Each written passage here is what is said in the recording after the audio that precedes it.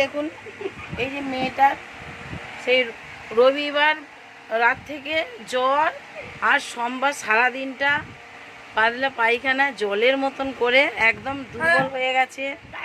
হ্যাঁ, ওকে তো কালকেও ঝোল ভাত খাওয়াতে পারিনি, আজকে ওই যে মাছ, হ্যাঁ, ঝিঙে আলু কাঁচকলা পেঁপে দিয়ে ঝোল এই যে খাওয়াচ্ছি। দেখুন ভিডিও করছি বলে হাসছে, খাবারটাকে ঘুরছে নি। এই যতটা এই যে মেখেছি এই এতটাই খাইয়েছি, আর বাকি এখনো মাখানা আছে, ওটা তো খাবেই না। কিন্তু দেখুন তখন থেকে পাঁচন এত বড় হয়ে গেছে, ক্লাস 7-এ পড়ে। ওর নাকি শরীর খারাপ, কাল সারা রাত্রি কি বলবো, সে মাথায় জল ঢালা, পায়ে জল ঢালা, জ্বর আর কমেনি। হ্যাঁ, সেই মেয়ে আজকে একটু সুস্থ হয়েছে, এই যে খাবার খাওয়াতে পারছি না। কিন্তু দেখুন কেউ বলবে যে জ্বর আর জলের মতন পায়খানা করেছে, আমাকে একবারে নাজেহাল করে দিচ্ছে। আমার এই দোকান চালানো, তারপরে এই মেয়ে যত্ন নেওয়া, হাজবেন্ডেরও শরীর খারাপ, ওর যত্ন নেওয়া। আমি নিজে একজন ক্যান্সার পেশেন্ট, বলুন তাহলে আমি আমাকে যত্ন নেবো না, মেয়েকে যত্ন নেবো না, হাজবেন্ডকে যত্ন নেবো, আর না দোকান চালাবো, বলুন কি বলবো। আমার যে কি চলছে দিন রবিবার থেকে।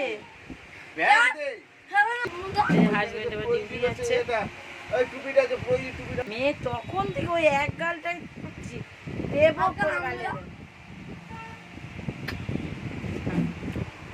দেব করে এখনো ঘেটেনি 9:30 ওপর হয়ে গেছে।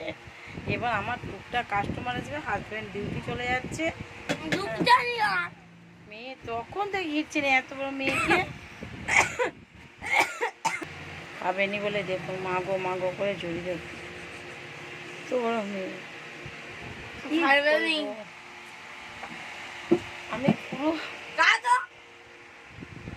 ভিডিও করছি বলে আবার বলছে কাটো। আরে ধোয়া না, মুখে টিপে রেখে দিচ্ছে, কি ছোট যে, হ্যাঁ ছোট, মুখে টিপে রেখে দিচ্ছে, খাবে না বলে গালকে টেবও করে রেখে দিচ্ছে, এত বড় মেয়ে। বাইরে দোকান আজকে থেকে 10টার স্কুল। আমি নিজের ব্যায়াম করে ভগবান পুরো পাগল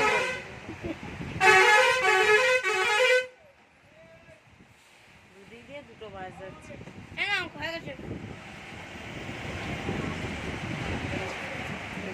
আর এই ভাতও খাবে না, এই মাছও খাবে না, ঝোল টোল সব করে রইলো, ঢাকা দিয়ে দিই। ও মেয়ে আর খাবে না। জল দিয়ে ঘিটে নাও ওইটুকুটাই। এবার ওষুধ খাওয়াবো।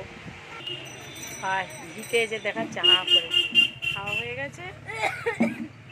এটা খেতেই ওর কষ্ট।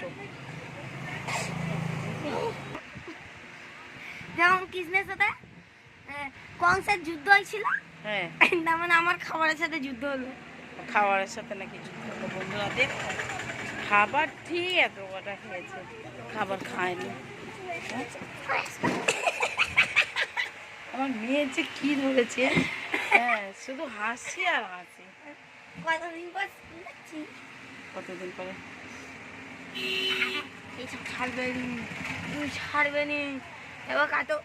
2 দিন পরে স্কুল যাচ্ছে। সোমবার মঙ্গলবার স্কুল যায়নি, আজকে বুধবার, আজকে লোক চলেছে কোথাকে মারলো